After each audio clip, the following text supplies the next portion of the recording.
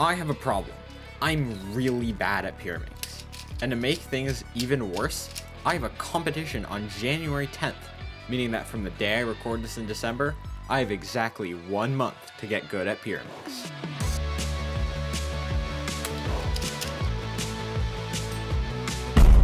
To start off, I did an average of 25 solves. I got a 15.19 average of 25, an 11.81 average of 5, and a 7.88 single. These numbers gave me a baseline which I can measure my improvement off of. I decided that my goals for the end of this challenge were to get a sub 5 single, a sub 10 average of 5, and a 12-second average of 25. To even have a shot at improving, I needed to learn a method for solving the Pyraminx. Before this, I mostly just solved it intuitively, and I only knew one algorithm that swapped 2 pieces. Because of this, when I ran into a case that I didn't know the algorithm for, I would just repeatedly spam the only one I did until the puzzle was solved. I decided to learn LBL, or layer by layer. This is a pretty simple beginner's method that only requires you to learn 5 algorithms, but I knew that it would still help me improve a lot. So, I started memorizing the algorithms. This took me a while because I was having a lot of difficulty memorizing them. Additionally, I took so long to recognize cases that my times actually got significantly worse, and I was regularly taking from 40 seconds to a minute to solve the cube. While this was discouraging, I knew that if I kept practicing, my recognition would get better and I would improve. Now this is where I ran into my first big issue. Finals were starting, and I had to make sure I did well. I had tests all of next week, and I needed to dedicate the weekend as well as the whole week to studying in school. Because of this, I didn't have that much time to spend cubing, and my practice slowed down a lot. I finally had some time to practice, and my times were actually starting to improve again. The next few days were all pretty similar. My times dropped back to around where they were before I started learning new algorithms, but I felt that I was much more consistent and I still had some room to improve. Despite this, I still hadn't gotten a better single than that 788 I got on the first day. I had been practicing Pyraminx over the past few days, but it was mostly just casual and untimed. This is because I wanted to spend more time with my family and friends over the holidays. This was my first time doing time solves in over a week, so I wasn't expecting anything huge.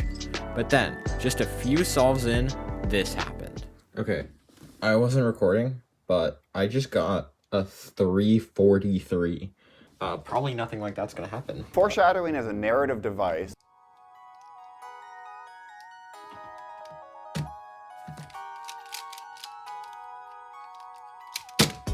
What? Oh my god. I just got another 3-second solve. I got 2 3-second solves in the span of around 5 minutes. During this session, I also got a 9.55 average of 5, meaning that I had completed the first 2 goals that I had set. Even though I'd started doing really well, I faced yet another challenge. My family was going on the trip for the next few days, and I'd have less time to practice. Luckily, I was able to bring along my Pyraminx and practice in the hotel room whenever I could. I even got a few decent solves. This would be one of my last few days that I could dedicate to practicing, and I did pretty well. Even though I didn't improve my single time, I brought my average of 5 down to an 839, and I was becoming much more consistent. I did yet another practice session today, and I was even more consistent, and I brought my best average of 5 down to an 806. Today was the final day of the challenge. I usually don't spend too much time practicing on the day before competitions, as sometimes I find that it actually makes me do worse. However, I did do my final average of 25 to see how much I improved. I ended up getting an 11.48 average of 25. This meant that I improved my best single by 4.45 seconds from a 788 to a 343, and my overall average improved by 3.71 seconds from a 15.91 to an 11.48.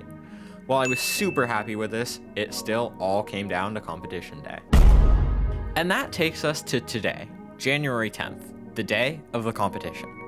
If you're watching this video right when it comes out, I'll likely be competing right now as you're watching.